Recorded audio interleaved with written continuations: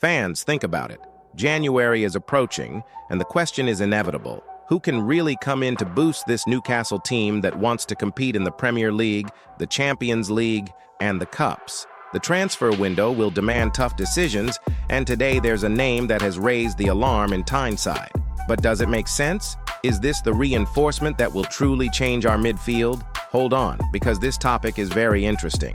And more. Why is this name circulating behind the scenes again now? What is the board seeing that perhaps the fans haven't yet noticed? Before continuing, remember to like and subscribe to the channel so you don't miss any updates about our Newcastle United. Let's be blunt. Our midfield has been suffering.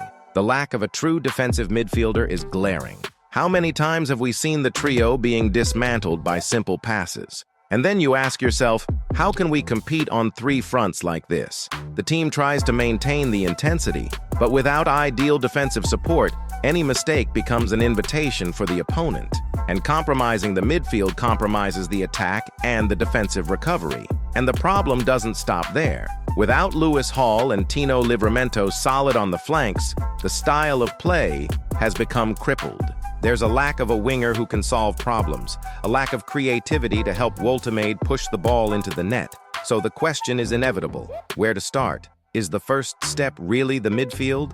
Well, it's no surprise that a Premier League name is on the radar. This time, according to journalist Lee Ryder, we are monitoring James Garner of Everton. Monitoring. That's all for now. No talks, no negotiations. And then comes the question, if we are just observing, is the club waiting for an opening or really measuring the cost-benefit? Because any move now can influence the entire transfer window plan. Now think about it.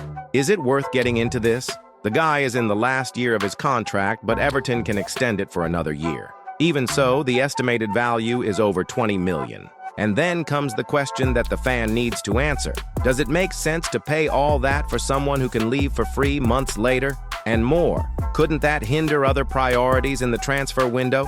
Garner has been playing everything for Everton, every minute. He has a goal, an assist, he's consistent.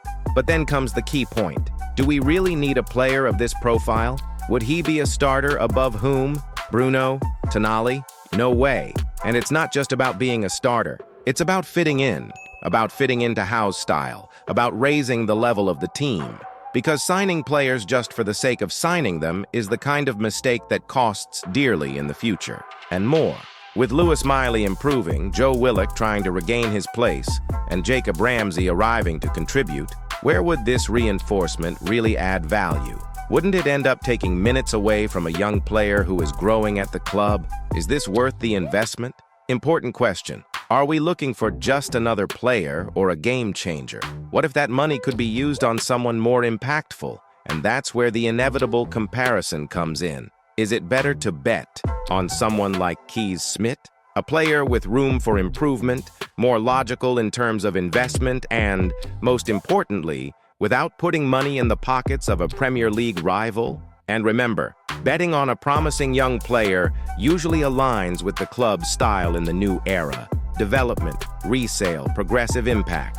All of this weighs in on the choice. And another, who would you prefer to see arriving? A player who is already known, solid, but limited, or someone who can become a phenomenon in the medium term and still provide a financial return? This is the discussion that's on the fans' minds, and it's on the board's minds too. And you know that behind the scenes, every decision is calculated down to the last detail.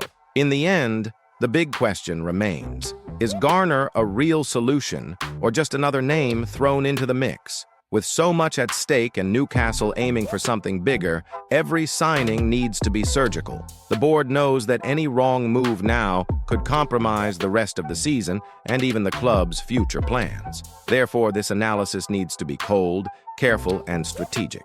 Now I want to hear from you.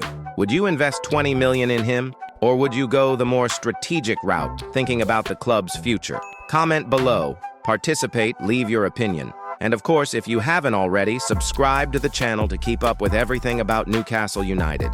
Here, the conversation is directly with the fan, always.